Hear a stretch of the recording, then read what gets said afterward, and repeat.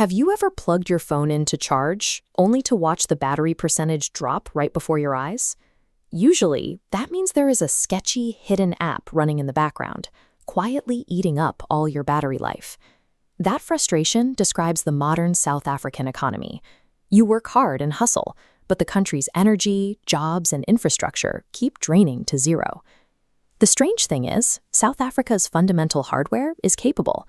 The country is packed with valuable natural resources, brilliant, capable minds, and highly skilled citizens. Economists looking at this system have found that the failure is caused by a massive, invisible background program deliberately extracting the nation's energy.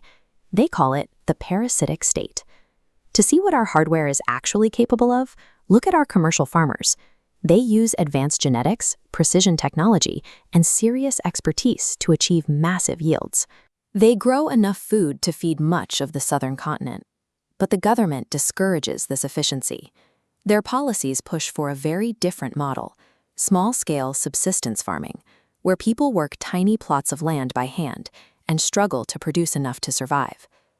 Politicians prefer the smaller, struggling model because successful corporate entities are financially independent. If you don't need the state cannot easily control you.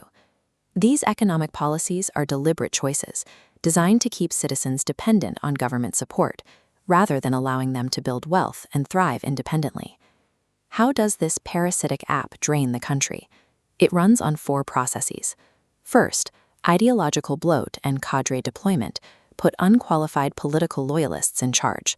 Finally, rampant corruption and the financial collapse of municipalities destroy the basic delivery of water, electricity, and roads. When you put those 4 processes together, the result is the destruction of our state-owned enterprises.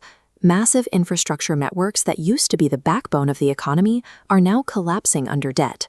Prioritizing political patronage over the basic delivery of electricity, water, and growth guarantees economic collapse. The most devastating feature of this malware is the direct, aggressive extraction of taxpayers' wealth to fund a bloated public wage bill. This graphic shows a stark contrast. 27.5 million destitute South Africans relying on social grants received a tiny 3.8% increase. Meanwhile, 1.2 million civil servants take home 50,000 rand monthly, consuming 13% of the country's entire economy. At the top of that system, executives at failing state-owned enterprises walk away with multi-million rand salaries, while the public suffers through load shedding and vanishing services. An extractive system designed perfectly to enrich its administrators while bleeding the host economy dry is the definition of a parasitic state. There is a major weakness built into the biology of any parasite. It cannot survive without the continuous energy of its host. The parasitic state relies on the public becoming apathetic, exhausted, and simply accepting the constant drain as normal. We already have proof that the host can fight back. When the government tried to force an extractive e-toll tax scheme onto the highway system, civil society organizations united, refused to pay, and successfully defeated it.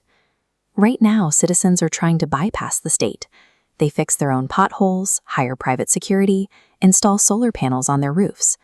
But true freedom requires cutting off the parasite at its source. Surviving a broken system is a temporary fix. The extractive cycle will only end when the citizens funding it actively push back and demand accountability. You hold the administrative rights to this country. The upcoming election functions as a system-level hard reset designed to clear the malware out of the government. Removing the parasitic leadership is the first step toward hiring competent developers who actually know how to fix the country's broken core code. The collective energy, frustration, and potential of the youth are exactly what the current state fears the most. Refuse to let the parasite drain your future. Register to vote, hit uninstall on the current system, and finally allow South Africa's battery to charge.